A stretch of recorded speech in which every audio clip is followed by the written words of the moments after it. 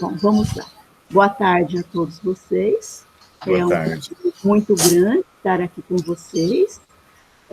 Reginaldo e eu somos aqui de Araraquara, eu sou do Programa de Mestrado e Doutorado em Desenvolvimento Regional e Meio Ambiente, e nós estamos aqui para coordenar essa apresentação de trabalhos, tá bom? Existe um roteirinho. Reginaldo, você gostaria de se apresentar, por favor? Obrigado, Janaína. Meu nome é Janaína Cintrão, tá bom? Meu nome é Reginaldo Anselmo Teixeira, sou ligado ao Grupo de Estudos e Pesquisa sobre Cultura e Instituições Educativas da Unesp, aqui de Araraquara, da Faculdade de Ciências e Letras. Não tenho vínculo docente com a pós-graduação no momento, né?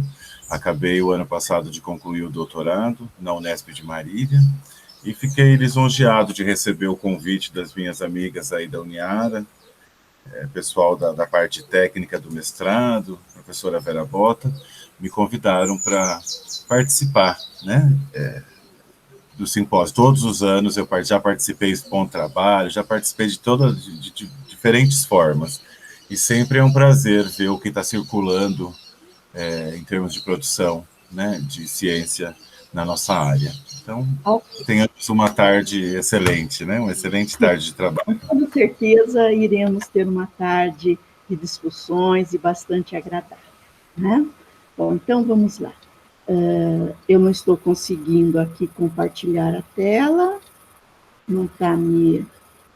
Agora sim. Eu irei compartilhar a tela só para a gente ter um roteiro, tá bom? Um roteiro de trabalhos, como será, tá bom? E depois eu volto a falar com vocês, tá?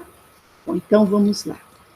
Esse daqui é o roteiro sugerido para a apresentação, que é o que nós iremos fazer, tá?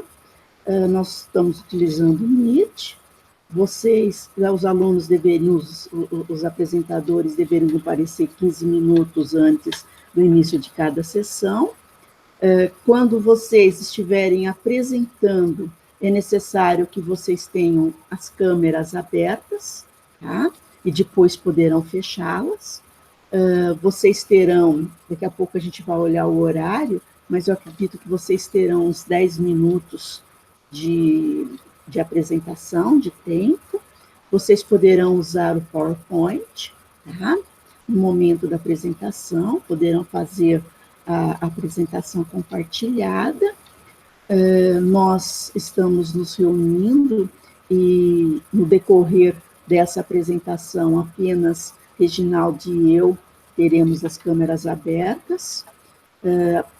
Em relação à apresentação dos trabalhos, conforme eu já falei, vocês deverão ficar com as câmeras abertas, tá? Após os trabalhos, nós teremos a rodada de perguntas e os apresentadores de cada trabalho terão cerca de 5 minutos para responder, ok? Com o tempo, caso o tempo não seja suficiente, as perguntas serão levadas em conta e discutidas todas numa rodada final com fechamento e entregas dos certificados. Os certificados de apresentação serão emitidos apenas para os apresentadores que participarem de todo o debate. E no momento final de fechamento, nós faremos uma rodada final, tá?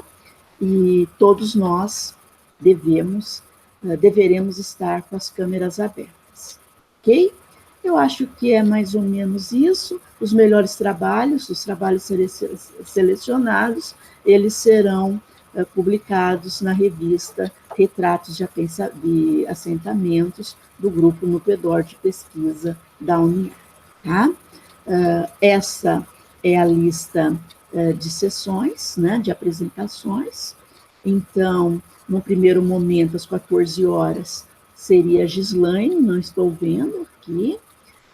Num segundo momento, às 14h20, pode ser que chegarão ainda a Amanda e o Vitor, mas no terceiro momento nós temos a Regina, a Ana Paula, a Mari, Olga, E um quarto momento, Guilherme, Glauciane e Daniele. E depois a Roseli, às 15h20. Então, essa é as sessões, né, as apresentações do nosso trabalho. Eu já identifiquei aqui os apresentadores, né, do Triângulo Mineiro, e eu sugiro, Reginaldo, que eles sejam os primeiros. Assim a gente consegue dar conta, tá certo? De começar, tá bom? Bom, por favor, então, Guilherme, é você que vai apresentar?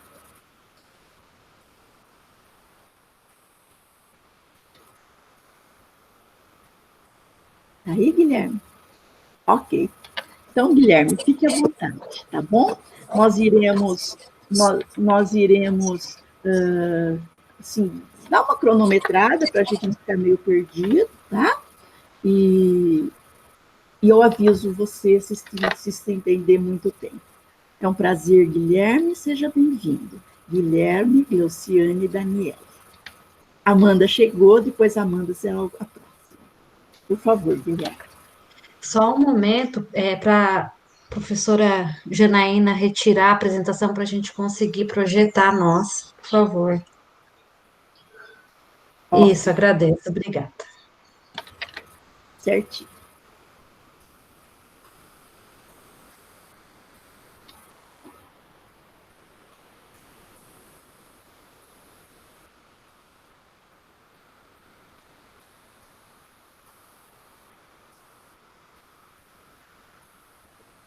Boa tarde, queria agradecer pela oportunidade de estar participando do simpósio.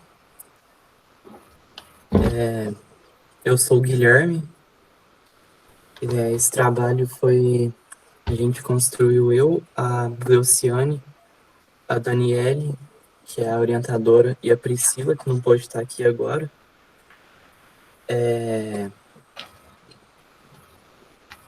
O trabalho faz parte do nosso programa de extensão, a Escola do Campo, Direito Nosso, Dever do Estado, mapeando e construindo a educação do campo, municípios do Triângulo Mineiro. Somos da UFTM. Nosso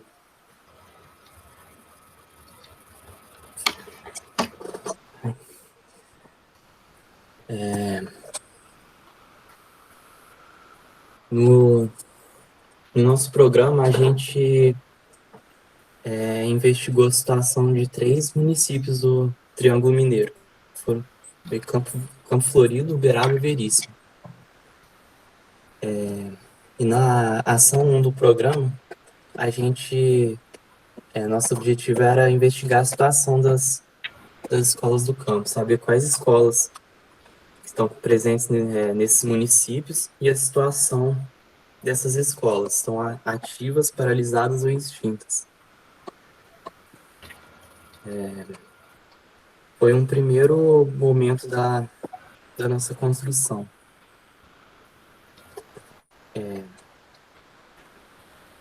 Como fonte dos dados, a gente usou o Censo Escolar de 2010 e 2019 para obter os números de matrícula, IBGE de 2010 e 2018 para identificar a situação populacional desses municípios. Usamos a plataforma QEDU, que tem uma listagem das escolas do Brasil todo, e ela utiliza como base os dados do Censo Escolar de 2018. E utilizamos também o INEP-Data, que cataloga as escolas do Brasil e também utiliza os dados do Censo Escolar de 2019.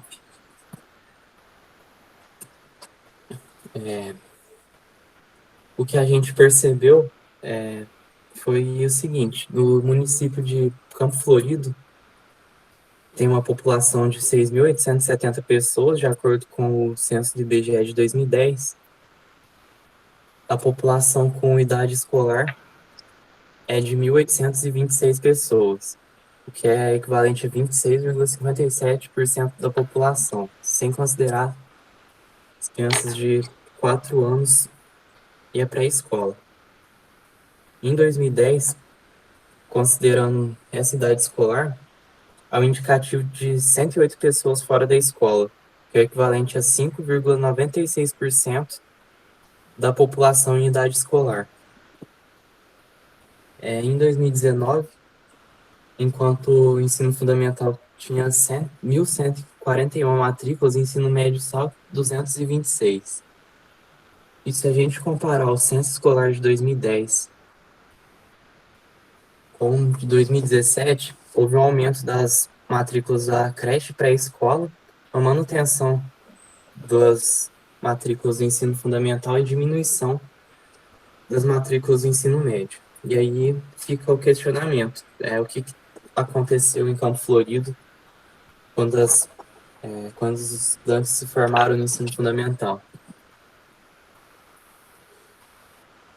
Na cidade de Uberaba, temos uma população de 295.988 pessoas, de acordo com o censo do IBGE de 2010. E a população com idade escolar é de 64.027 pessoas, ou seja, 27,71% da população da cidade. De matrículas, de acordo com o censo de 2010, tivemos 56.904. A gente identificou um déficit próximo de 7.123 matrículas, o que seria 11,12% de pessoas com idade escolar fora da escola, no ano de 2010.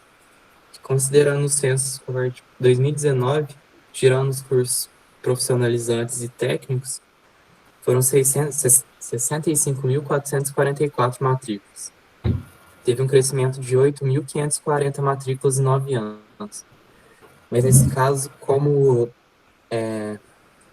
a gente não tem a estimativa do IBGE de 2019, a gente não consegue identificar se tem um déficit ou não na população em idade escolar matriculada. E a gente percebeu também uma redução das matrículas no ensino médio, em Uberaba. No município de Veríssimo, a população é de 3.483 pessoas, de acordo com o censo do IBGE de 2010, e a população com idade escolar é de 874 pessoas, ou seja, 25,09%.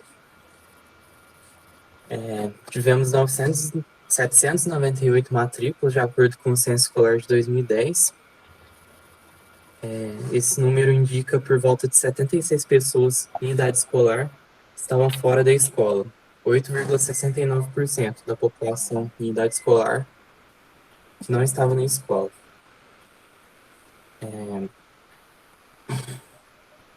E, de acordo com o censo escolar de 2019, o número de matrículas foi de 695. Apesar da previsão do aumento da população nos 9 anos, houve uma queda de matrículas na pré-escola, no fundamental e no médio. Foi uma tendência no período de 2010 a 2018.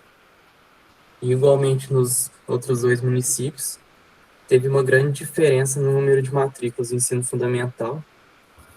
No caso de Veríssimo, foi mais do que o dobro das matrículas no ensino médio. E aí a gente reforça aquela pergunta: o que tem acontecido com os estudantes para muitos não terem não terem se matriculado no ensino médio?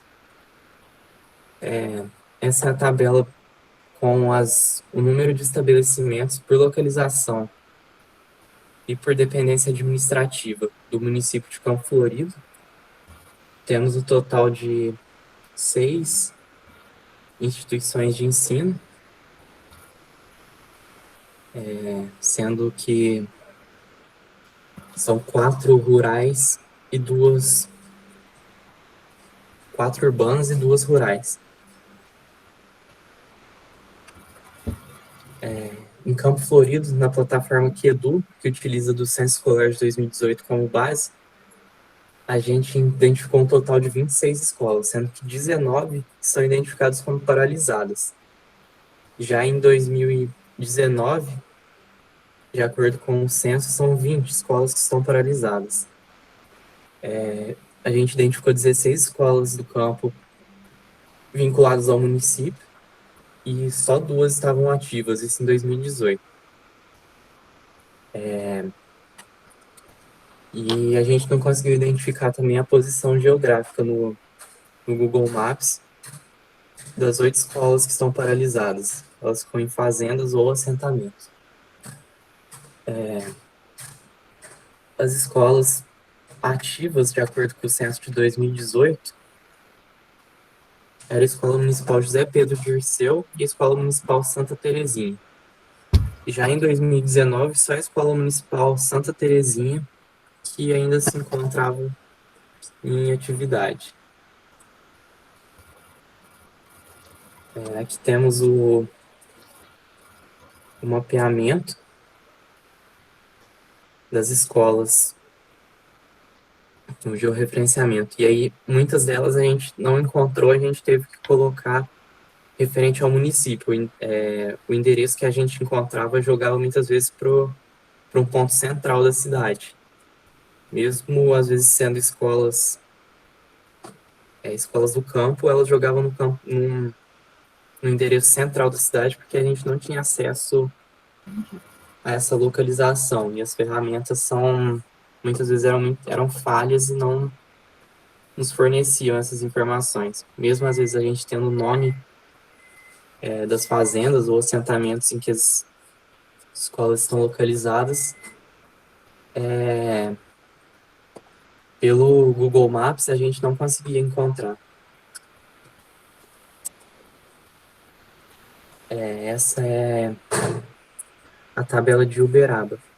Temos um total de 165 instituições de ensino, sendo 154 urbanos e 11 rurais.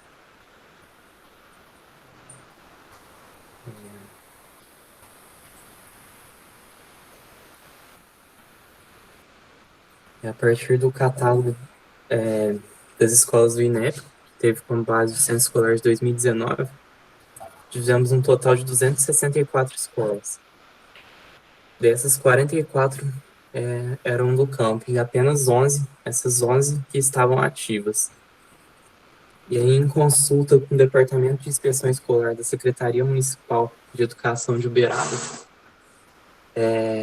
tivemos a informação de que a Escola Municipal Celina Soares de Paiva não está mais listada como uma escola rural.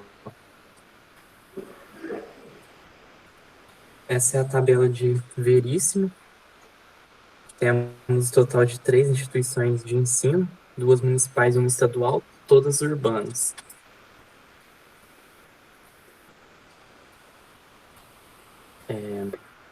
E as 15 escolas rurais de Veríssimo estão identificadas como paralisadas, de acordo com a plataforma QEDU.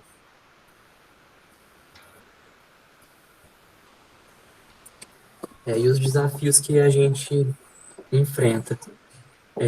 Cruzamento dos dados do IBGE, porque o último censo foi feito em 2010.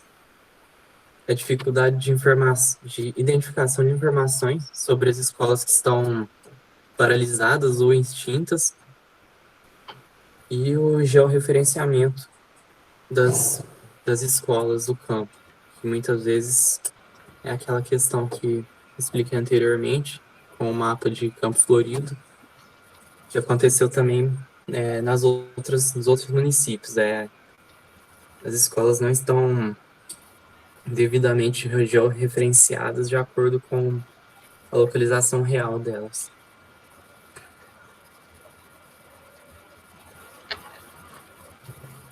Ok, certinho.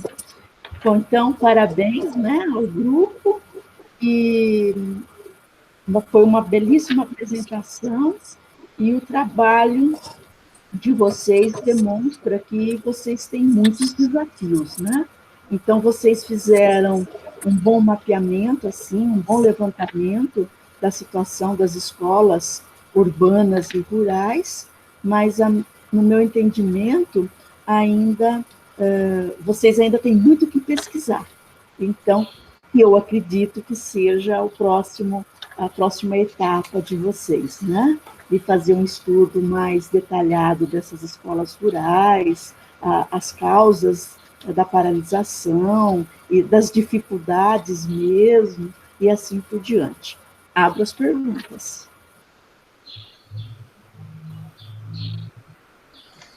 Janaína, posso falar?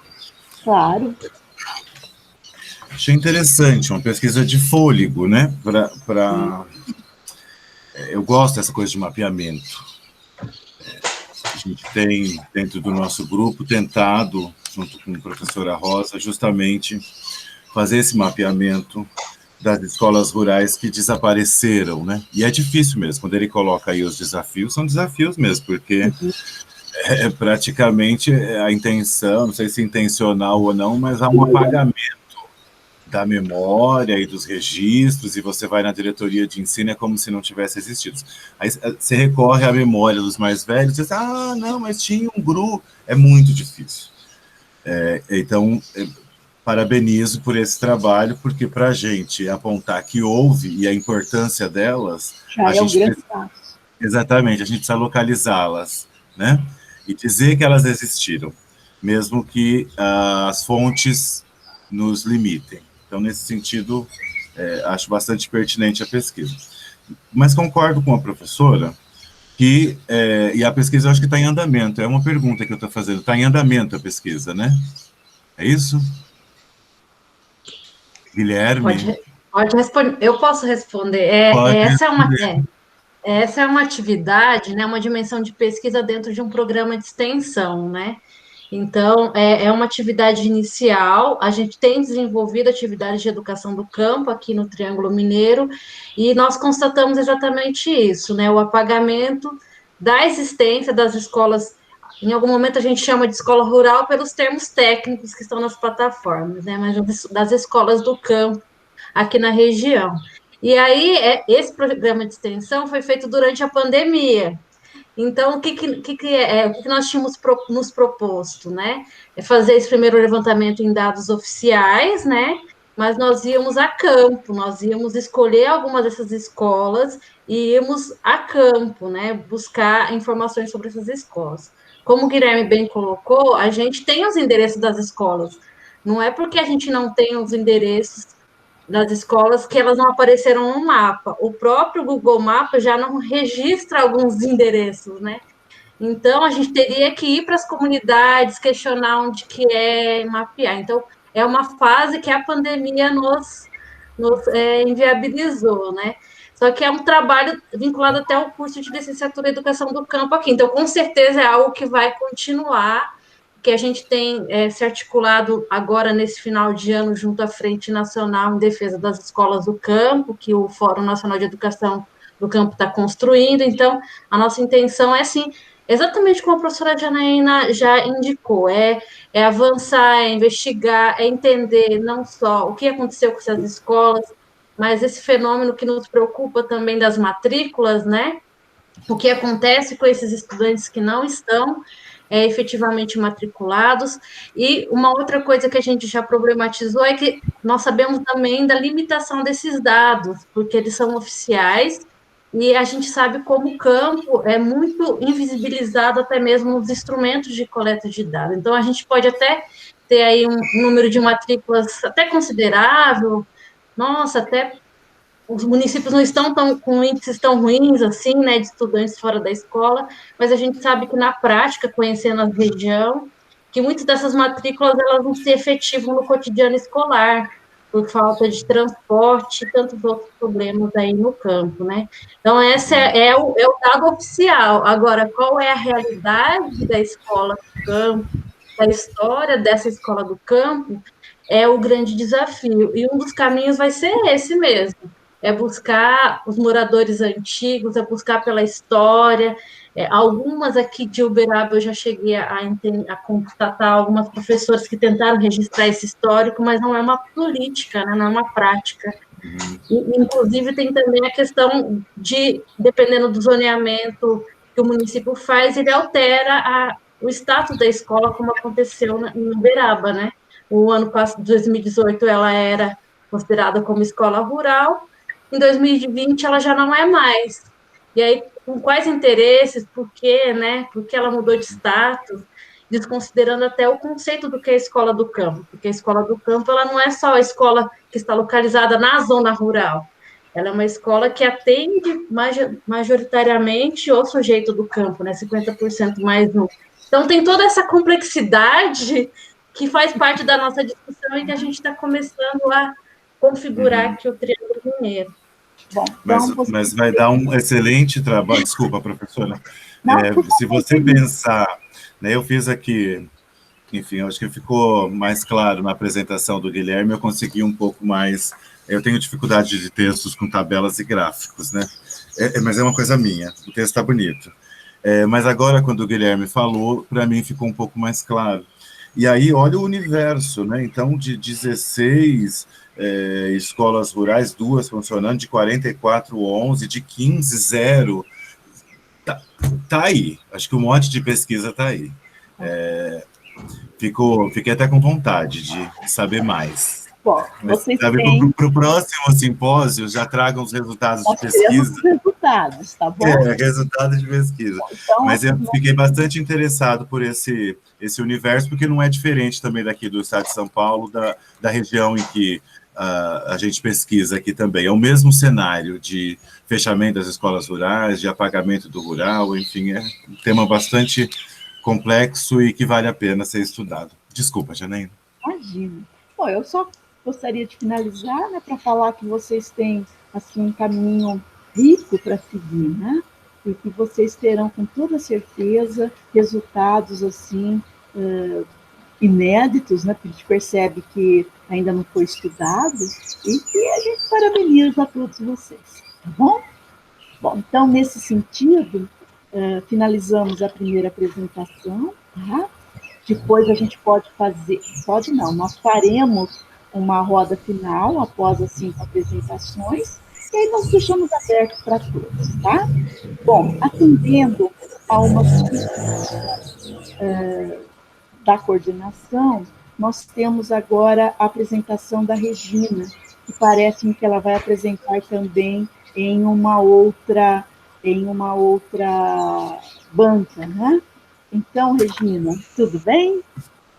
Boa tarde, tudo bem? Boa tarde. Então, tá? Na verdade... Pois não. Na verdade, eu vou apresentar nessa sessão o trabalho que eu deveria ter apresentado ontem. Ah, entendi. Entendeu? Então, vamos preparar 2 trabalhos, de hoje e de ontem. É isso? Tá. Então, hoje, Regina, eu acredito que você esteja apresentando o meio ambiente e educação, uma análise do comportamento de estudantes universitários brasileiros e portugueses. É isso, Regina? Isso. Tá, então, primeiro você faz essa apresentação, daí nós abrimos para outras apresentações, a próxima será a da Amanda, que ela está aí, e depois você volta para finalizar. Tá bom assim, Regina? Tá bem. Tá bom, Pode então. começar? Claro que sim, por favor. Bom, então, seja bem-vinda, tá? Sempre um prazer. Você é de onde, Regina? Eu sou de Santa Fé do Sul. De Santa Fé do Sul. Então, seja bem-vinda e sempre é um prazer para nós termos, assim, pessoas de outras regiões, né, de outros programas, e fica à vontade, tá bom? Obrigada. Bom, então, título do meu trabalho... Regina, você também tem o mesmo tempo, que você não estava aqui no momento que eu abri, mas de 10 a 15 minutos de apresentação, com 5 minutos de perguntas logo após a apresentação, tá bom? Tá ok, tá ótimo.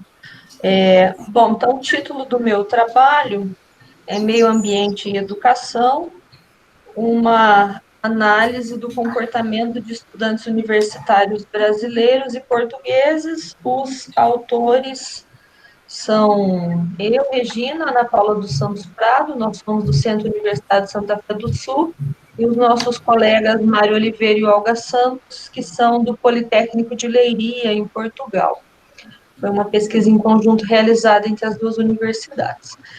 Bom, então, o presente trabalho, ele tem como objetivo central realizar um estudo comparativo entre os discentes matriculados no primeiro ano do curso de Pedagogia do Centro Universitário de Santa Fé do Sul, Brasil, e os discentes matriculados no primeiro ano do curso de licenciatura em Educação Básica no Politécnico de Leiria, em Portugal, que seria o correspondente ao curso de Pedagogia aqui no Brasil.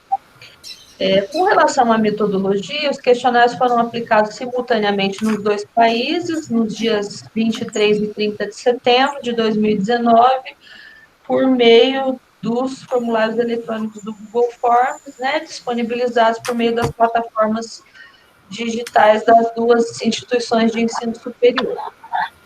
Bom, a questão central que nós levantamos no nosso trabalho tem a ver com a percepção que esses estudantes que estão sendo preparados para atuarem nas séries iniciais têm acerca da educação ambiental. E aí nós partimos da percepção de que a educação ambiental possui uma grande representatividade, uma grande importância no contexto atual, tendo em vista a questão da desorientação que nós temos, né, na nossa sociedade do conhecimento, em relação à necessidade de preservação ambiental. Então, nós temos, né, uma série de mudanças no contexto atual, no âmbito da globalização. Nós temos a manifestação de processos muito diversos no âmbito econômico, político, social, demográfico, ideológico, e tudo isso tem gerado uma demanda por uma produção muito grande de bens e oferta de serviços na nossa sociedade, mas pouco tem se pensado na questão da preservação ambiental e das práticas de sustentabilidade. Então, a nossa percepção parte dessa noção, né? Então, na perspectiva em que nós aderimos basicamente à cultura ocidental e vamos acessando uma série de produtos distintos produzidos por essa sociedade, nós acabamos por fragmentar os problemas, né, e não temos uma visão transdisciplinar dos fenômenos, inclusive das questões ambientais. Então, a nossa pesquisa partiu dessa noção. Como é que vem os estudantes que estão sendo preparados para serem aqueles que formarão as nossas crianças na educação básica, como é que eles veem a questão ambiental? Eles estudam educação ambiental? Como é que eles veem os problemas ambientais de maneira efetiva? Bom, foi para isso, né, foram apresentados aos estudantes dos respectivos cursos nos dois países, nas duas instituições de ensino superior, estas opções que aparecem na sequência, e eles deveriam classificar, na verdade, hierarquizar essas opções aqui entre comportamentos considerados gravíssimos, comportamentos considerados de média gravidade, e comportamentos considerados de pouca gravidade. Então, guardadas as especificidades linguísticas, né, do português do Brasil e do português de Portugal, tivemos essas opções. Então, lançar óleo de cozinha no esgoto quando se lava a louça, os chineses abrirem McDonald's em número elevado, não fazer a separação seletiva dos resíduos, usar pesticidas na limpeza das ervas que crescem nos passeios da cidade, lançar medicamentos fora de prazo no lixo comum, cortar a vegetação das margens dos rios, jogar esgoto das cidades nos rios no Brasil e em Portugal lançar os esgotos de suinocultura no solo, tendo em vista que este é o principal problema que eles têm lá no contexto atual. Ter uma alimentação com grande porcentagem de carne, não desligar a televisão após o uso, deixando em stand-by, pescar fora do período permitido no Brasil e comer jaquinzinhos e petingas em Portugal com menos de 10 centímetros, tendo em vista que essa é uma questão importante para eles, né? São dois peixes típicos lá da região de Leiria. Continuar a utilizar combustíveis fósseis nos transportes coletivos, usar detergentes e sabões ricos em fosfatos, ter florestas monoespecíficas em larga escala, trazer um casal de aves de outro país para o Brasil ou trazer um casal de aves da Venezuela para Portugal, tendo em vista que há uma lógica, né, de que isso aconteça bastante por lá.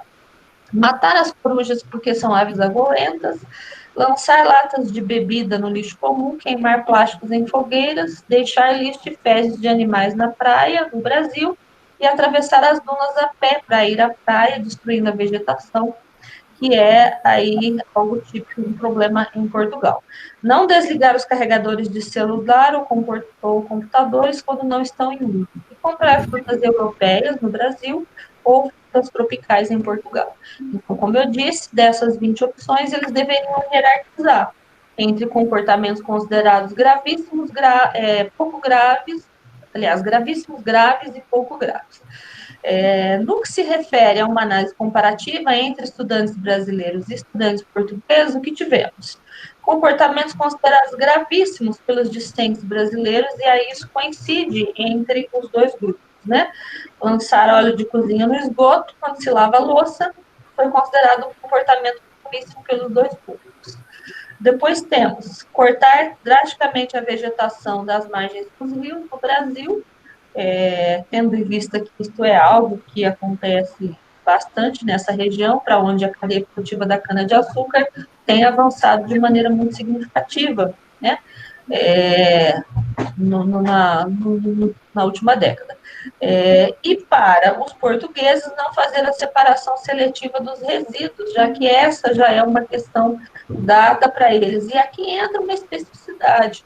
Os estudantes do curso de educação básica em Portugal, eles têm a disciplina de educação ambiental, e os brasileiros não, os cursos de pedagogia do Centro Universitário de Santa Fé do Sul não.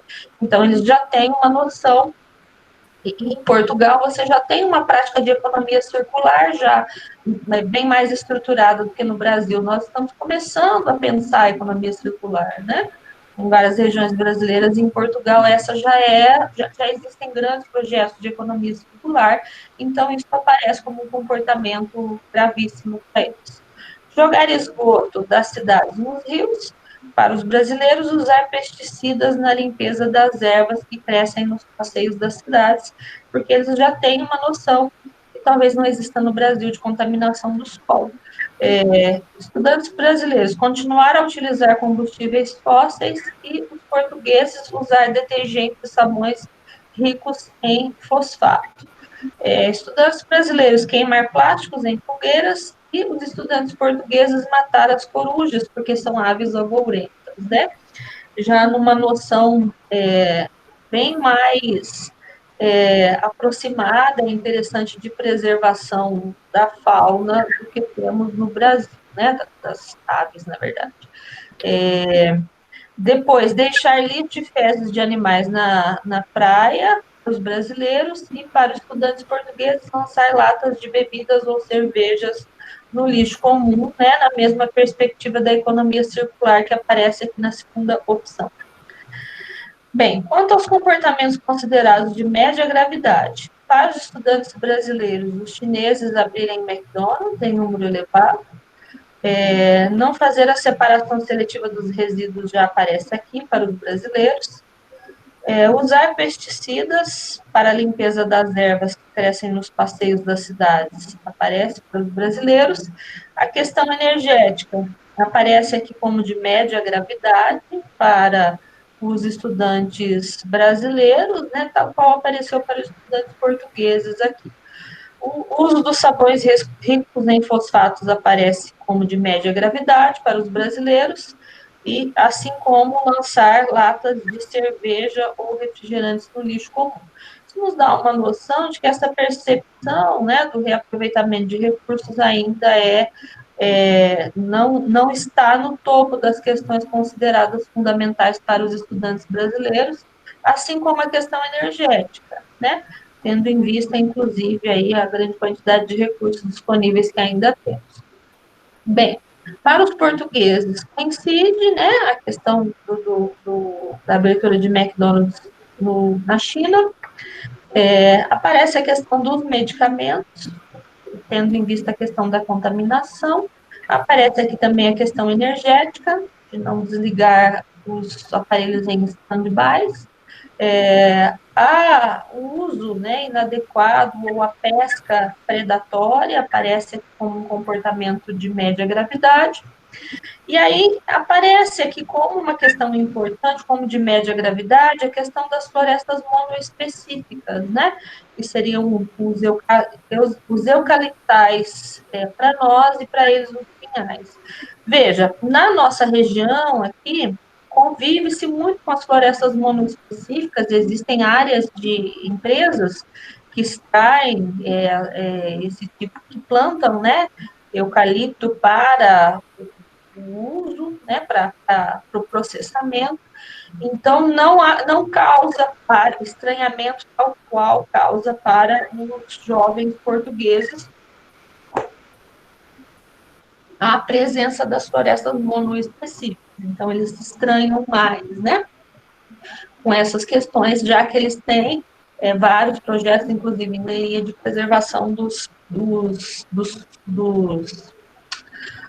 das áreas originais, né? E comprar frutas tropicais em Leiria também passa a ser considerado um comportamento de média gravidade. Bem, para os estudantes brasileiros, ainda não há, para os estudantes brasileiros, a questão do consumo de carne não se apresenta como um problema grave, né? Nem de média gravidade. O que foi considerado, né, eu esqueci de falar lá atrás, aparece para os estudantes portugueses como um comportamento de maior gravidade. Isso pode se dever à grande extensão territorial que nós temos, as grandes áreas de pastagem para a produção extensiva de gado, o que Portugal já não tem, né, há um bom tempo. A pesca predatória não se manifesta como um comportamento grave para os brasileiros, tampouco as florestas monoespecíficas, né? Esta noção de preservação das florestas originais e a nossa situação atual e própria conivência do Estado neste momento trazem uma naturalização da destruição ou substituição das florestas originais por florestas voltadas para a exploração comercial. Assim como os jovens brasileiros também não entendem que seja um problema trazer aves de outros países ou comprar frutas que sejam originárias de outros países. Os estudantes portugueses entendem o corte da vegetação das margens dos rios como de pouca gravidade, até porque esta já existe um nível de devastação maior lá para eles, anterior, né, e eles já têm práticas de preservação ou de reconstituição dessas áreas muito mais organizadas do que nós. E trazer um casal de aves de outro país também não se manifesta para eles como um comportamento grave. Bem, diante do exposto, o que temos, né? Os estudantes entrevistados no Centro Universitário de Santa Fé do Sul têm uma consciência ambiental voltada para aspectos mais comuns e óbvios da degradação ambiental, desconsiderando práticas que também são graves, mas que, em função da atuação da mídia, como a questão dos combustíveis, das florestas monoespecíficas, ou por meio de estratégias de marketing, acabam se materializando em práticas rotineiras para a vida desses estudantes, né? E acabam sendo consideradas de baixa gravidade. O fato de consumir bastante carne, por exemplo, não se mostra como um problema para os estudantes brasileiros, né? Não se entende isso na perspectiva não se entende que para a produção de carne precisa-se de áreas de pastagem e que nós temos no Brasil uma degradação das áreas florestais originais para a criação de áreas de pastagem, né? O fato dos universitários portugueses terem a disciplina de educação ambiental e terem participado e haver nas próprias escolas de Portugal, de Leiria, de maneira específica, uma série de projetos, né, de iniciativas de preservação ambiental, os faz ter uma visão um pouco mais aprimorada das questões ambientais e da necessidade de preservação ambiental, que é uma carência para os estudantes brasileiros que não conseguem de maneira efetiva ter essa percepção tão clara quanto os estudantes portugueses, né? Mais especificamente da região de Leiria. É isso. Obrigada pela atenção. Tá certo. Bom, após assistir a sua apresentação, nós percebemos, acredito, tanto o Reginaldo e eu, e trata-se de uma pesquisa muito bem estruturada, que essa ideia de fazer a comparação de cursos, né, que têm os mesmos objetivos de dois países diferentes, foi uma ideia assim, de pesquisa muito boa, e nós que, assim, parabenizamos, né? A apresentação foi extremamente clara e muito bem elaborada, tá bom? E que a gente poderia tecer outras e outras questionamentos, mas eu vou ficar parando por aqui. Reginaldo? Fiquei com vontade de ler o trabalho, de ler mais e de saber mais, porque mostrou-se uma pesquisa de fôlego. Gostei muito. Parabéns, viu, professora? Parabéns. E parabéns pela apresentação, pela estrutura. O texto deve ser muito bonito. Nós vamos atrás dele para termos um conhecimento maior dos questionamentos. Mas eu tenho uma pergunta. Que eu não queria fazer, mas eu estou querendo, mas eu vou fazer por causa do tempo que você acabou extrapolando um pouco o tempo, tá? Mas eu tenho uma pergunta. Você considera, professora, que o fato de ter a disciplina de educação ambiental em Portugal e no Brasil, nos cursos de pedagogia, termos as disciplinas de geografia e ciências na grade, você considera que essa percepção que nós pudemos visualizar, que seria assim, um pouco maior em Portugal, tenha sido dada à disciplina de educação ambiental? Então, eu cheguei a verificar essas questões na grade, né? E verificar até o que se estudava na disciplina de ciências e na disciplina de geografia. Na realidade, eles acabam estudando as metodologias aqui no Brasil, e eu entendo que a disciplina acaba não cumprindo um objetivo básico, que seria entrar nessas questões também, né? Eu até dei essa sugestão para a coordenadora da inserção de uma disciplina de educação ambiental para cumprir um objetivo mais próximo ao que é cumprido dentro de Portugal. E aí é interessante os resultados, né? Porque como eles têm há muito tempo a disciplina no curso de formação de professores, há uma série de projetos que são desenvolvidos em parceria com o Politécnico de Leiria, nas escolas que incluem os estudantes, as crianças, em decorrência da iniciativa desses alunos que são egressos do curso de educação, né? Então, isso faz uma diferença significativa. Na semana passada, eu participei de um congresso deles lá, né, do Politécnico, e havia muitos professores da rede municipal que trabalham com educação básica, discutindo e apresentando os projetos que eles desenvolveram nas escolas em função da educação ambiental.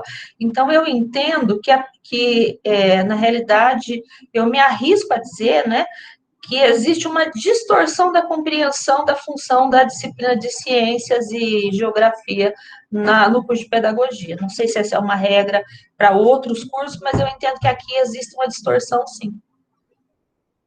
Que ela não cumpre um papel que poderia cumprir nesse sentido. Sim. Professora, posso perguntar, essa pesquisa é de pós-doutorado, é pesquisa de trabalho da senhora, como que é? Não, porque nós temos uma parceria com o Politécnico, né? Nós mandamos e recebemos professores de lá e alunos também. Então, eu tenho esses dois professores, a Olga e o Mário, que são de lá e nós trabalhamos em parceria. Então, é um capítulo de livro mesmo, até a gente falar. Esse trabalho sai agora, né? Esse final do mês agora em capítulo de livro. Eu posso, inclusive, se você me mandar o seu e-mail, te encaminhar depois a versão digital para leitura, né? Então, é uma parceria mesmo que nós temos, uma investigação das duas universidades. Excelente parceria. Eu vou colocar meu e-mail aqui no chat, professora, se a senhora puder anotar, seria um prazer receber Eu envio com certeza. O livro. Obrigado. Muito obrigada. Eu que agradeço. Então, agora, obrigada, Regina. Nós vamos aguardar a sua segunda apresentação ao final da tarde, tá bom? Agora eu sigo as apresentações. Parece-me que a Amanda já está aí. Amanda, você está aí, Amanda? Olá, boa tarde. Tudo bem? Então, a Amanda, ela vai apresentar concepção de educação do campo para professores que atuam no assentamento de reforma agrária. Os autores são Amanda e o Vitor, e eles são da Unesp, tá bom? Por favor, Amanda, fique à vontade, tá bom? Ligue a câmera, tá? E faça a sua apresentação. Não sei se o Vitor está aí. Não estou vendo o Vitor, não.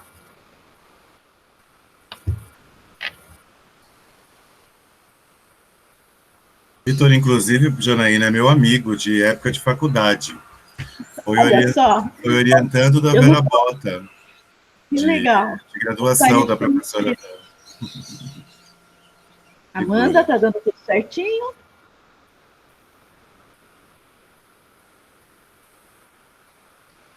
Está parecendo eu nas minhas aulas remotas, professora. Parece um terreiro espírita. Você está aí, se manifeste. O segredo é a paciência, não é isso? Eu tive, agorinha há pouco, uma caída de internet aqui. Mandei até um recado para você, viu, Reginaldo? Para você começar com a Amanda, tá? Mas pode acontecer, mas a internet voltou rapidamente. Amanda, por favor, fique à vontade. Parece que a Amanda saiu. A Amanda caiu. Bom, então vamos lá. Vamos ver quem está mais presente aí. Deixa eu colocar aqui nas pessoas. A Cláudia. Cláudia, você também vai apresentar, não é isso? A Amanda voltou. Tá aí, Amanda? Olá. Olá. Pode começar, viu, Amanda? Tá bom? Boa tarde. Tudo bem? Desculpa a minha internet. Meu computador acabou de desligar bem na hora. A minha também chegou, caiu. Fiquei uns 2 minutinhos com ela fora, mas ela volta. É só ter paciência. De onde você é, Amanda? Oi, eu sou graduanda do curso de Pedagogia da Unesp de Bauru. Tá, ok. Então, por favor. Certo. A minha pesquisa, ela vem da minha pesquisa de iniciação científica, que buscava entender quais as concepções que os docentes de uma escola que ficava presente no assentamento de reforma agrária, quais as concepções de educação do campo que esses professores tinham.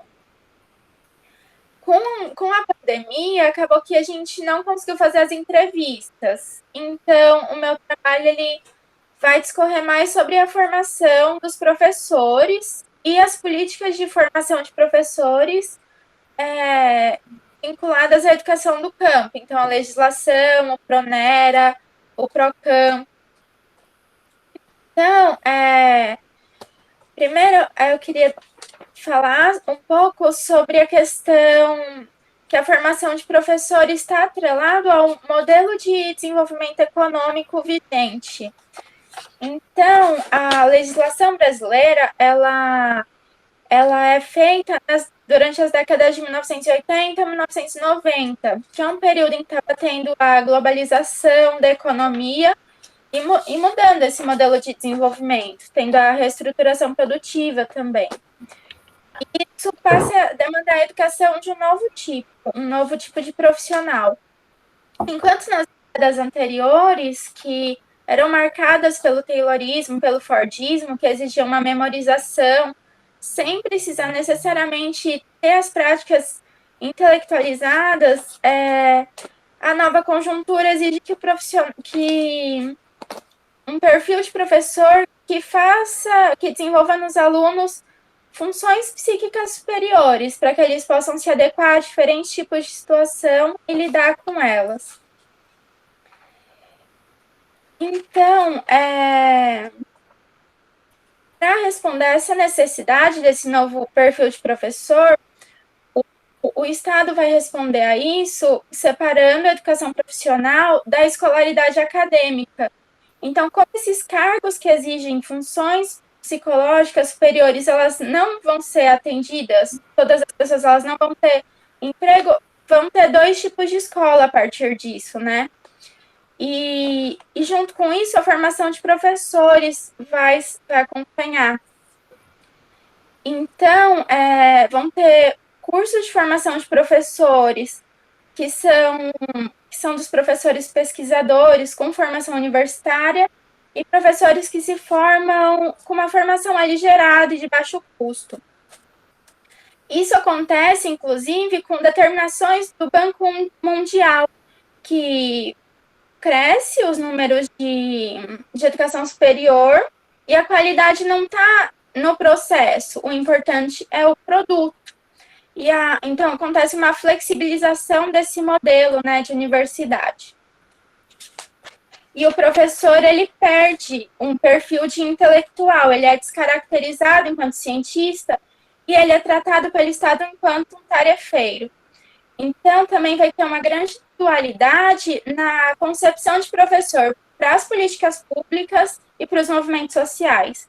Enquanto as políticas públicas entendem o professor enquanto tarefeiro, um burocrata que atende às exigências do mercado, os movimentos sociais entendem o professor enquanto intelectual, que vai conceber o próprio trabalho a partir das condições dadas. Então, a partir disso eu vou falar um pouco sobre a educação no campo e essas partes vão ter um link a partir disso.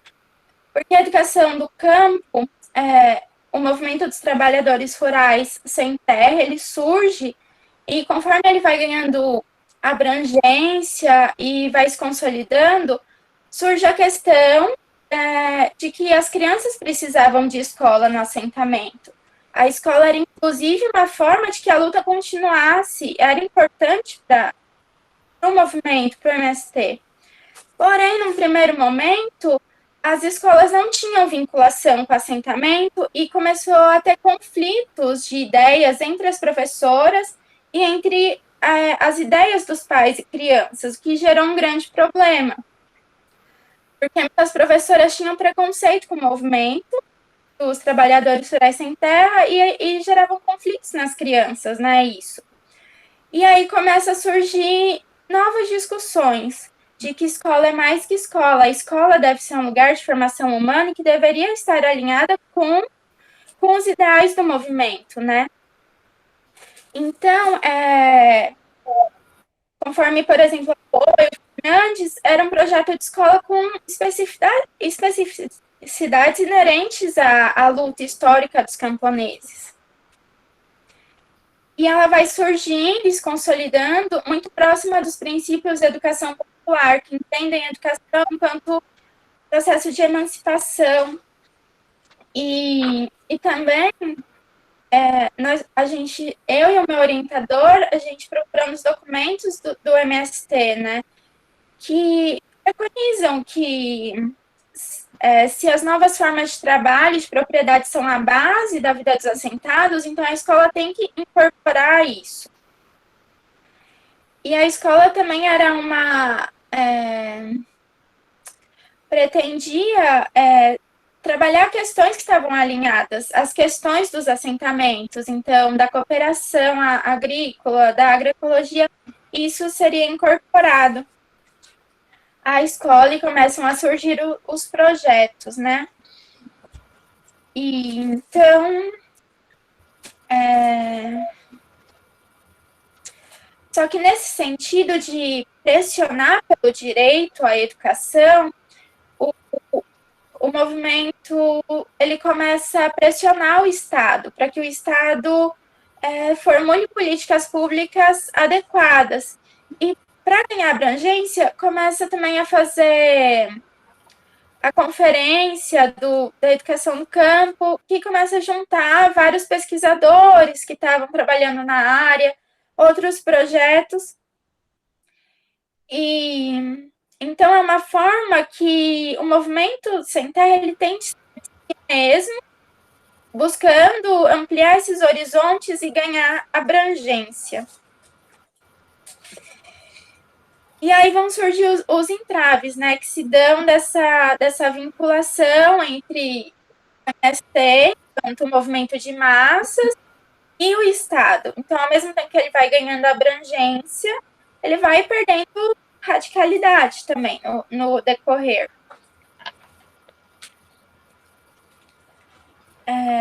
Com relação à educação do campo, vão surgir autores também que têm um contraponto a essa noção de educação do campo, já que o capitalismo, ele não é um campo e a cidade, ele é uma coisa só. O capitalismo abarca campo e cidade, são categorias que estão dentro dessa análise, né?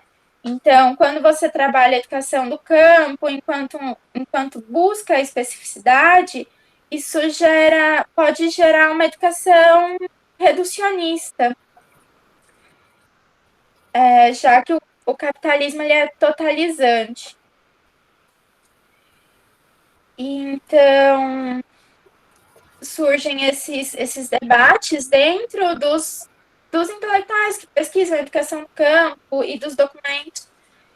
E o MST entra na questão das políticas públicas no Fernando Henrique Cardoso, num período de grandes embates, logo depois que teve o massacre dos Carajás. Então, em 1998, entra em campo Pronera, que ele foi se alterando ao longo do tempo. E Fica tranquila, Amanda. Vai embora. Fique calma, Amanda. Fique calma que tá dando certo. Tá dando tudo certo. Sim. Então, o Pronera, ele surge como uma forma de democratizar, né? A educação do campo, alfabetização e escolarização. E o Pronera, ele tem um manual de operações. Ele não é uma política de Estado que dificulta que ele tenha uma manutenção, assim, então ele foi se alterando conforme os governos que foram seguindo. Ele surge atrelado ao Ministério da Política Fundiária, que hoje é extinto, depois passa a ser vinculado ao INCRA. Em 2010, o Pronera se torna um dispositivo de política pública da educação. Ele vira uma política pública de Estado. E aí, a gente foi ver uma autora, que é a Diniz, que ela estuda cada manual de operação do Pronera. A gente foi atrás desses manuais também. E mostra que o Pronera, o primeiro manual de 2004, ele tem grande vinculação ao documento do MST, o dossiê de educação do MST. Em relação aos objetivos, princípios, tem a questão da articulação prática, teoria e prática, princípio de dialogicidade da praxis. Então, fala sobre os temas geradores, de que o trabalho docente deveria se apoiar em temas geradores, partindo da realidade. E conforme os outros foram tendo essas reedições, já em 2001 já começa a ser adotada uma terminologia assistencialista, em que os camponeses eles são referidos como público beneficiário e não como sujeitos proponentes de ações do programa. Então, quando é reeditado em 2011, é enfatizada a não inserção de disciplinas curriculares e práticas educativas que privilegiem movimentos sociais e afins. E a contratação de professores, que era um setor estratégico das escolas do campo, ela passa a ser feita em base em um processo seletivo de ampla concorrência. Então, a gente percebe que ele vai perdendo essa radicalidade. O movimento MST, ele vai perdendo esse protagonismo e passa a ser um público beneficiário, né? Realmente, assim. Apesar disso, ele trouxe avanços significativos. Então, de 1998 a 2014, de acordo com dados ofertados por uma pesquisa da Molina, 200 mil trabalhadores se escolarizaram, né, em diferentes níveis de ensino. Outra política significativa do MEC para a educação no campo é o Programa de Apoio à Formação Superior em Licenciatura de Educação do Campo, o PROCAMP. Também surgem contradições, né, dessa política, porque a formação de professores é estratégica, é um setor importante, e o Procampo, ele vai trabalhar com a questão do regime de alternância entre tempo escola e tempo comunidade. E são cursos que têm potencial para se diferenciar, para trabalhar com base na educação popular. E as primeiras experiências feitas começaram em 2007 em algumas universidades, como a Universidade de Brasília, a Universidade Federal da Bahia, de Minas Gerais. E eram turmas especiais com financiamento próprio e maior autonomia com relação ao seu projeto político-pedagógico. A partir do momento que esses cursos passam de especiais para regulares, eles perdem essa autonomia. Eles precisam se adequar à estrutura universitária e às questões burocráticas. Outra questão que se coloca também é se a pedagogia da alternância adotada, ela não traz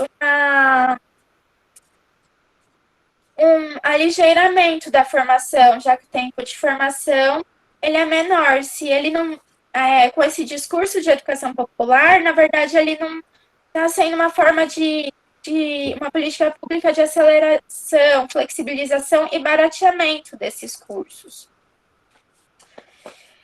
Então, a conclusão que a gente chega com o trabalho é que a formação de professores ela é importante, a concepção dos movimentos sociais sobre o docente é diferenciada com relação às políticas públicas, mas no momento que os movimentos sociais entram dentro das políticas públicas, elas ganham abrangência e perdem a radicalidade.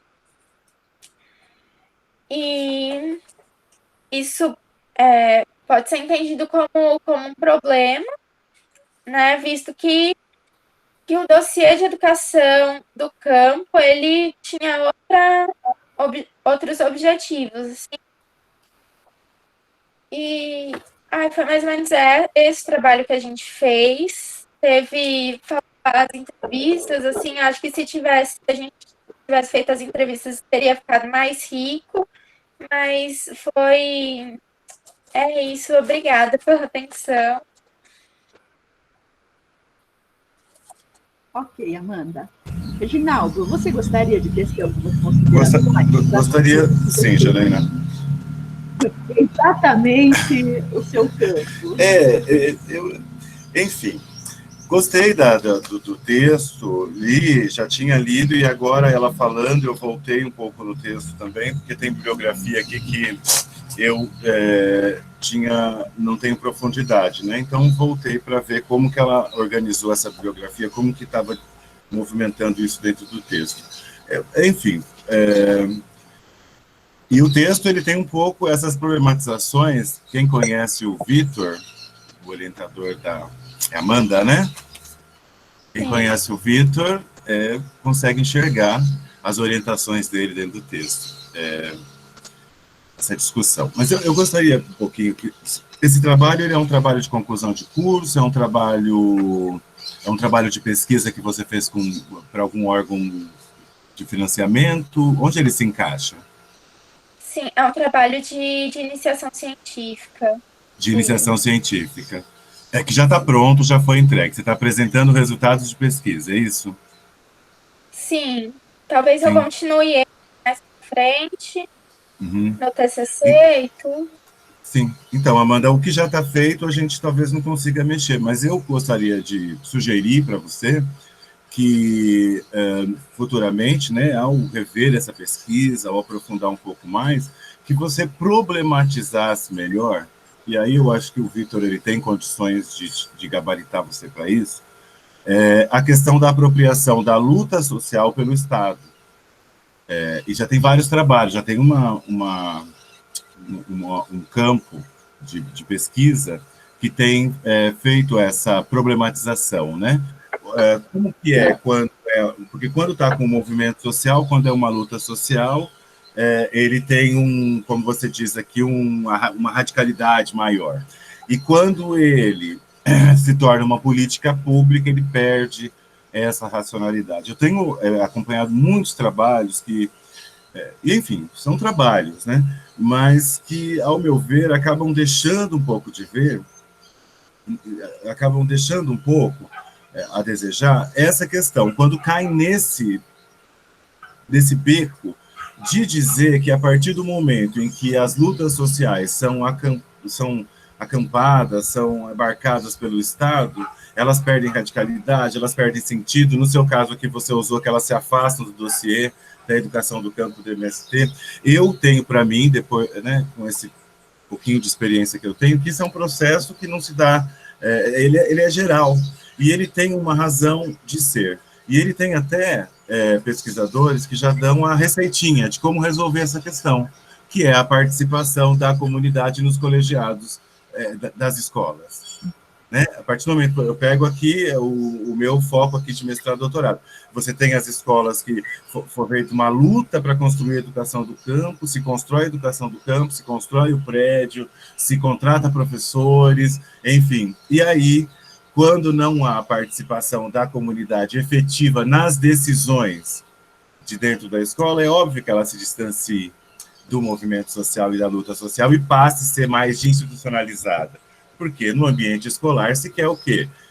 Prova Brasil, você tem resultados pedagógicos, né? Enfim, a luta acaba se afastando um pouquinho de dentro. Então, a receita para isso, dizem pesquisadores contemporâneos agora que estão se debruçando sobre essa problemática, é a participação da comunidade nos colegiados escolares, né? Conselhos de escola. Isso tem garantido em vários lugares que a escola, mesmo sendo pública, mesmo sendo institucionalizada, mesmo sendo estatal, que ela continue dando conta das demandas dos movimentos sociais. Então, é só uma dica que eu te dou, porque, de repente, tu dá um fôlego até para um trabalho futuro, para você desmembrar essa pesquisa e ir um pouco mais a fundo. Tá? Mas eu acho que o Quite, o Vitor, ele tem condições de... Está gravado, e ele vai ver, e aí ele tem condições de te orientar nesse caminho. Mas eu gostei do seu trabalho, de uma forma geral, tá bom? Muito obrigada. Bom, então vamos lá. Amanda, parabéns, tá certo? E Obrigada. que ano que você está na graduação, Amanda? Eu sou no terceiro ano agora. Terceiro ano, já indo para o quarto, né? Então, você já tem tempo, aí, né, professora? Tem uma longa carreira de pesquisa. Exatamente. Tá bom? E até depois, na pós-graduação, também é bom a gente voltar às nossas pesquisas depois, né? E com um outro olhar até mais maduro, com várias contribuições que a gente vai passando durante esse período, porque a gente consegue ir além, avançar no campo de pesquisa.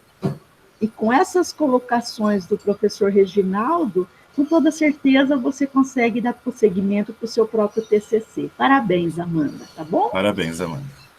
Muito obrigada, gente. Obrigada. Tá. Bom, então vamos lá.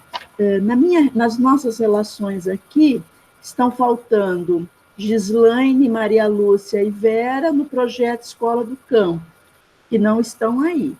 E também estão faltando hortas pedagógicas, ferramenta para discussão da educação ambiental nas escolas, que é o da Roseli, Maria Aparecida e tudo mais. Também não estão aí. Então, enquanto elas chegam, eu sugiro, Regina, que você faça a apresentação do seu segundo trabalho. Você concorda, Reginaldo? Sim, professora, sim. Tá bom? Então, por favor, Regina. Só que como foi apresentado esse que ela vai falar agora, foi o que foi ontem, né? Não, sim. Isso. O primeiro que então, eu não recebi o texto. Porque eu também não. Então, o primeiro que a Regina apresentou é da mesa de hoje. Tá certo? Isso, esse eu tinha o texto. Agora é o da mesa de ontem. Então, nós vamos tecer as considerações, Regina, a partir da sua apresentação, porque nós não temos o texto, tá bom? Mas eu vou deixar marcadinho aqui, e também está gravando, que você fez a apresentação. Então, por favor, Regina, fique à vontade. Obrigada. Tá? Bom, esse trabalho, ele faz um resgate, ele é um trabalho de revisão de literatura, e ele faz um resgate da teoria da complexidade de Edgar Morin, estabelecendo uma relação direta entre a percepção, né, que é posta pelo Morin na teoria da complexidade, e a questão ambiental. Esse é um trabalho meu, também da Ana Paula, que é minha parceira de trabalho, e do Ricardo, que é meu colega de trabalho aqui. Então, o objetivo central do trabalho é discutir a compreensão do Edgar Morin sobre a questão ambiental, tendo em vista que o autor, ele traz uma noção de desenvolvimento bastante ampla e interessante para a percepção das questões ambientais. Então, ele nos traz a noção do desenvolvimento como um mecanismo para gerar prosperidade e bem-estar e melhoria das condições de vida do indivíduo e redução das desigualdades sociais. Então, numa perspectiva um pouco diferente do que nós temos também na nossa sociedade hoje. Então, Morin tem uma compreensão de que a nossa sociedade está fundada numa noção que vem lá do final do século XIX e início do século XX, de que é necessário produzir e encontrar soluções de produção, quer dizer, produzir-se cada vez mais e de maneira mais complexa e achando soluções tecnológicas para as questões atuais, sem se preconizar a redução da desigualdade social, por exemplo, e a preservação ambiental. Então, esse trabalho, né, o Morin tem um livro específico que trata sobre a questão ambiental, essa percepção do Morin parte da noção de que o desenvolvimento, ele não pode ser pautado de maneira específica apenas na lógica de se produzir e produzir cada vez mais. Então, desenvolver-se em sociedade, ou o processo de desenvolvimento como um todo da sociedade capitalista, preconiza também uma série de outras coisas, né?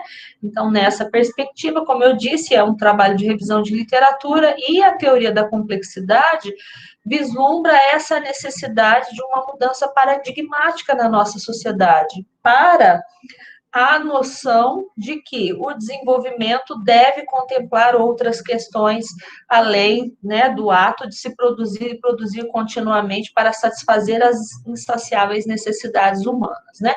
Então, nós temos na nossa sociedade hoje um processo de criação de necessidades para que a indústria possa vender soluções cada vez mais complexas para a nossa sociedade. Então, ele entende o seguinte: bom, pensa-se em produzir, criar necessidades e criar produtos para satisfazer essas necessidades que foram criadas pela própria indústria, pelo marketing, né?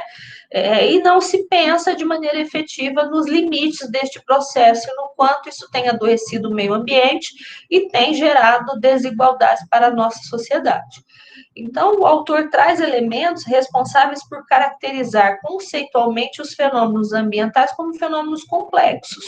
Quer dizer, são fenômenos que transcendem a questão de se preservar ou não.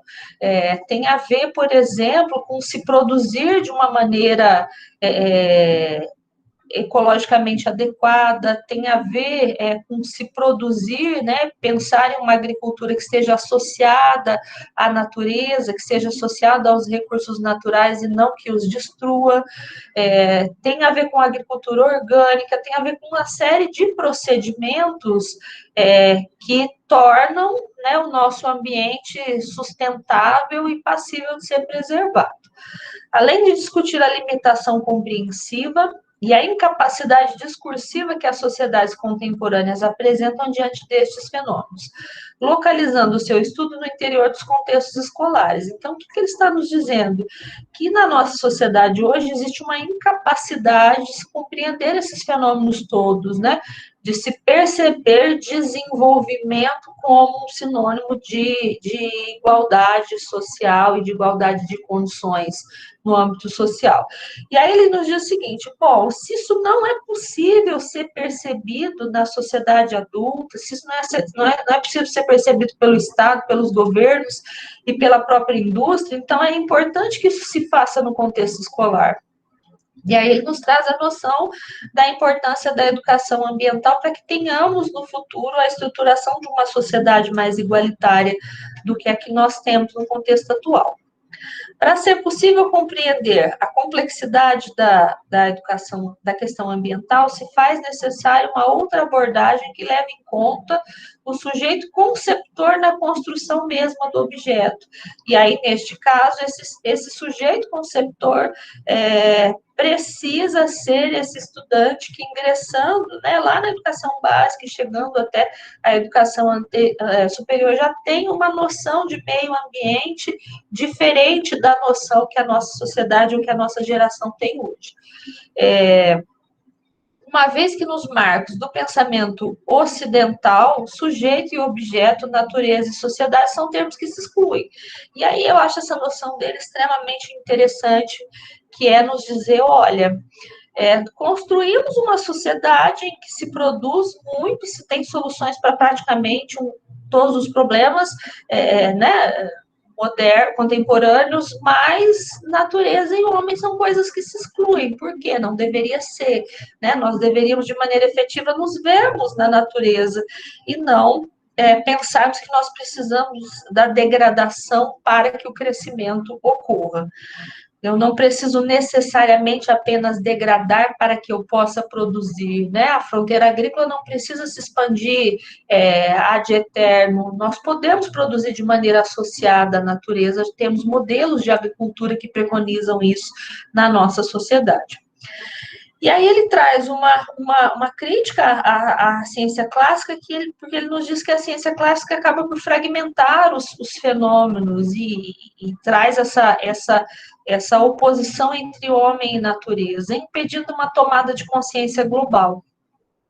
E aí ele traz a noção de que a ecologia suscita o problema da relação entre o homem e a natureza no seu conjunto, né, na sua amplitude e na sua atualidade, nesta necessidade do homem se ver como um parceiro e não como um oponente direto da natureza. E ele traz uma perspectiva conceitual que também é muito interessante, que é a perspectiva da uma perspectiva conceitual eco-bio-antropossocial. E o que seria isso, né? Compreender que existe uma associação entre a ecologia e a biologia para a compreensão e explicação dos fenômenos naturais. Esta percepção de que a relação do homem com a natureza faz parte do nosso contexto histórico, né? Precisa ser estudado pelas ciências sociais.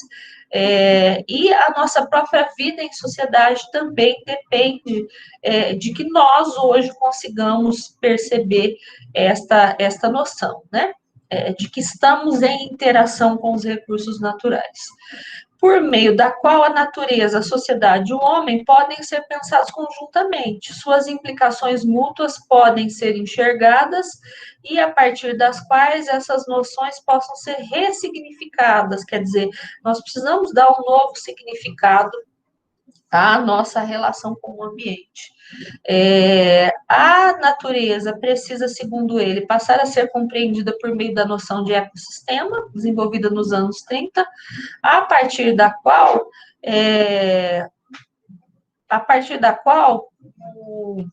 o ambiente deixa de ser uma unidade territorial para ser entendida como uma realidade organizadora. Quer dizer, o ambiente, né, o meio ambiente que precisa dar o tom do funcionamento social neste momento. Nós temos dados, né? Não temos tempo para falar disso, mas temos dados, por exemplo, que nos dizem que o cerrado brasileiro estará extinto até 2030, se continuarmos com a mesma perspectiva de exploração que temos hoje, né? Temos dados sobre a Amazônia que nos diz que a redução do regime de chuvas no centro-oeste brasileiro é decorrência do desmatamento na Amazônia, que acaba gerando a diminuição da evapotranspiração, que faz com que os rios voadores não cheguem até o centro-oeste brasileiro e tenhamos uma redução do regime de chuvas. Isso leva a uma outra consequência, que é o fato do Pantanal ficar seco e termos esses incêndios que ocorreram aí nos últimos tempos, né?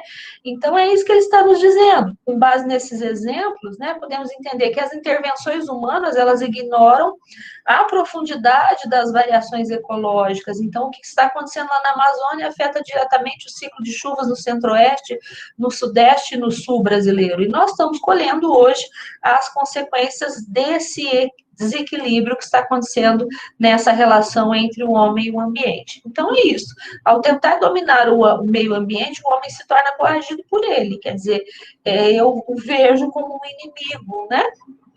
Como reação, o homem desenvolve tecnologias que buscam controlar ou minimizar a crise que ele mesmo provocou, né? E aí gerando outras crises. Então, temos a escassez de chuvas, e aí criamos situações ou mecanismos de irrigação cada vez mais complexos, que aí já levam a uma degradação dos recursos hídricos, e temos um ciclo vicioso de degradação que não para nunca, né? E esta é a percepção que o Morin tem. Então, ele nos traz a noção de que existe uma necessidade latente na nossa sociedade hoje de que Estado, sociedade, organizações não governamentais, institutos de pesquisa possam cooperar para, em conjunto, reestabelecer a relação entre o homem e o ambiente, e que essa relação se materialize em algo mais saudável, tanto no que concerne ao processo de produção, no que concerne à produção agrícola, no que concerne à compreensão, por exemplo, de que nós não precisamos demandar tanto algumas coisas que nós demandamos do ambiente, né? E aí, na outra apresentação, por exemplo, eu dei o exemplo da carne, que é uma das opções que nós colocamos lá para os universitários responderem. Então, a carne não é necessariamente algo que precisa fazer parte da nossa vida todos os dias, né? E nós não temos esta noção, né? Então, não há na nossa sociedade esta percepção da agroecologia, de uma noção de se trabalhar de maneira associada com a natureza, e é isso que o Morin discute, né? Na perspectiva da teoria da complexidade. É isso, muito obrigada.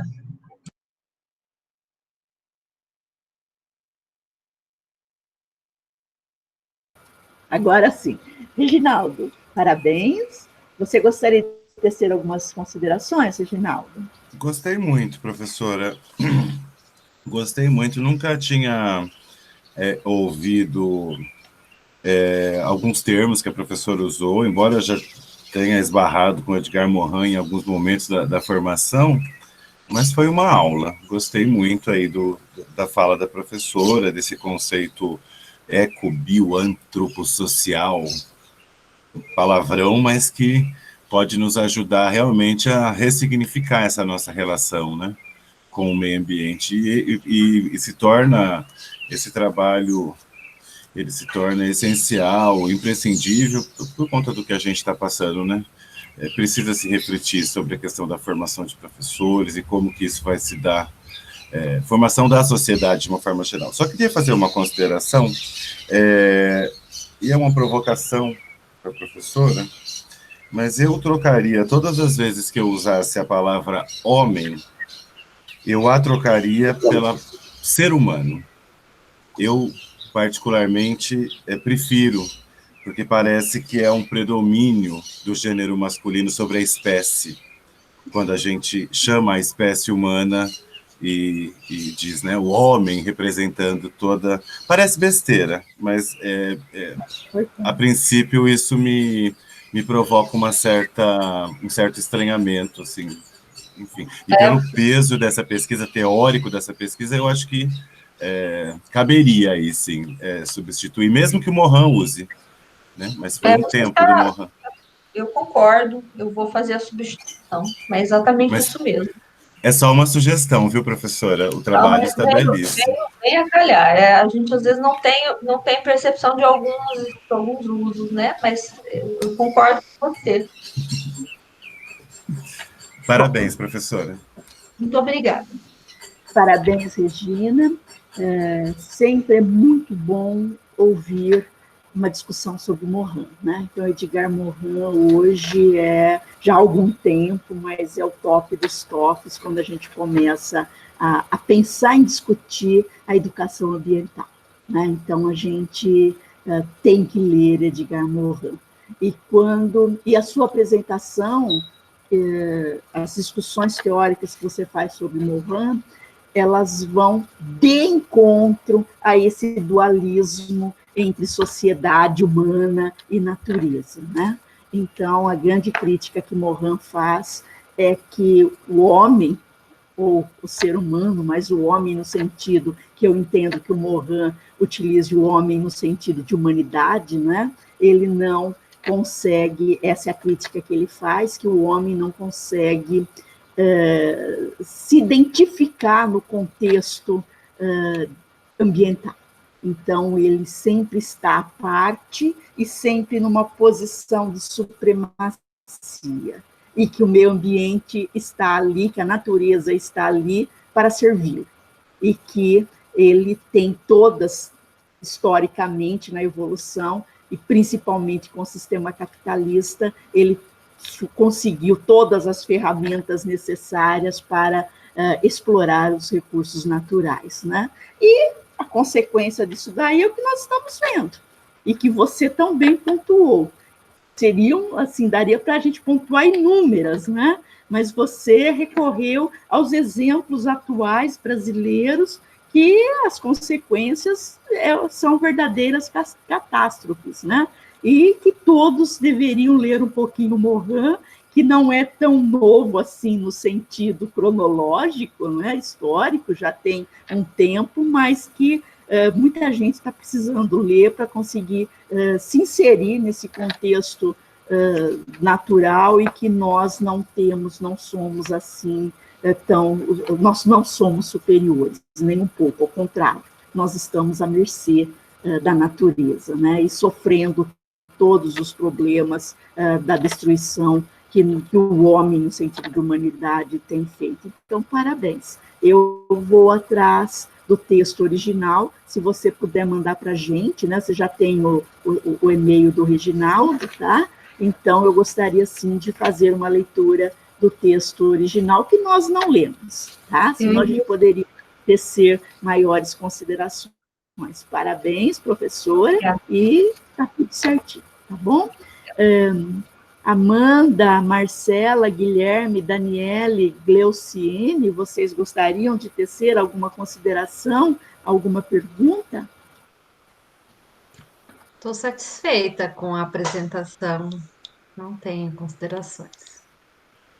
Entendi. Bom, e vocês também, Guilherme? Bom, Guilherme e todo mais estão no mesmo grupo, né? Olha, eu vou abrir a lista de sessões e estão faltando apresentar o projeto Escola do Campo, Lutas e Princípios, que a Gislaine, a Maria Lúcia e a Vera, né? Elas não estão aqui, certinho? Tá certo, Reginaldo? Queria tanto ver essa apresentação, professora. Então, né? A minha internet acabou de cair de novo. Vocês não estão me ouvindo? Estamos sim, professora. Não, estamos ouvindo, sim. Estamos sim. Então tá bom. E a outra apresentação das hortas pedagógicas, né? Ferramenta para discussão da educação ambiental nas escolas, que é da da Maria Aparecida, que né, também não estão presentes.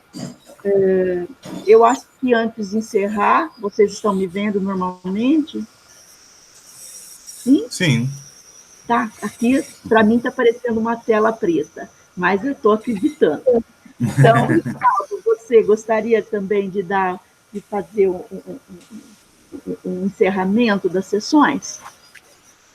Professora, só agradecer, né, e parabenizar as pessoas que apresentaram excelentes pesquisas, algumas bastante avançadas do ponto de vista teóricas, outras de graduação, mas é o caminho da pesquisa, não existe pesquisa maior ou menor do que a outra, né, melhor do que a outra, são pesquisas naquela circunstância que ela foi criada. Obviamente que a gente não pode esperar que a Amanda tenha tanta propriedade teórica como teve a professora Regina, porque são estágios diferentes de formação, né? Mas, de uma maneira geral, gostaria de parabenizar todos os expositores pelos trabalhos e pelo empenho de produzir pesquisa em educação ambiental, em escola do campo. Essa área urge, necessita que a gente se debruce e que, né, se empenhe em pesquisá-la, em trazer à tona, em dizer que existe, em lutar por ela, militar por ela. Não é isso. Obrigado a todos. E estou à disposição, coloquei meu e-mail na sala, caso alguém quiser entrar em contato sobre bibliografia, pedir ajuda, orientação, eu estou à disposição. Será que foi a minha agora que travou? Não, estamos te ouvindo bem. Estão ouvindo? Tem uma bibliografia, as meninas que fizeram lá de educação do campo, e a professora que falou, a Daniele, eu gostaria de indicar uma bibliografia, mas não por aqui. Eu posso mandar por e-mail para a professora Daniele. Eu acho que ajudaria nesse olhar geral, porque é uma pesquisa que traz justamente essa discussão, mas do ponto de vista do apagamento do rural, mas do ponto de vista do Brasil como um todo. Eu acho que ajudaria na pesquisa de vocês. Caso vocês queiram, estou à disposição para enviar. Agradeço. Eu coloquei meu e-mail aqui no chat, professor. Tá, vou pegar agora. Eu acho que a professora Janaína caiu, né? Parece que sim. Eu não sei o procedimento, se eu encerro, porque se não tinha... Ela que tinha iniciado a gravação, não foi? Então, eu acho que é melhor esperar, vou esperar ela voltar, então, né? E para poder encerrar, porque só ela que pode parar a gravação, não é isso? Não sei. Eu não sei, eu não domino também. Se ela iniciou, só ela pode parar. Estava travando. Eu aqui em casa tenho os adolescentes que fazem tudo isso para mim, então é até uma certa preguiça, porque quando as coisas dão pane, eu já chamo um deles, mas também não me ensinam, só resolvem, né? Mas eu acredito que quem esteja gravando seja o simpósio, que acabou de sair também. Que acabou de sair da reunião. Bom, acho que nós podemos sair, né, professor? Sim, da minha parte está encerrado. Só gostaria de despedir da professora, mas eu acredito que ela esteja com dificuldade de voltar, né? De toda forma, obrigado a todos pela presença. Agradeço em nome... Pela cooperação. Um abraço para todo mundo. A gente voltamos a nos encontrar em breve. Até breve. Até breve. Tchau, tchau.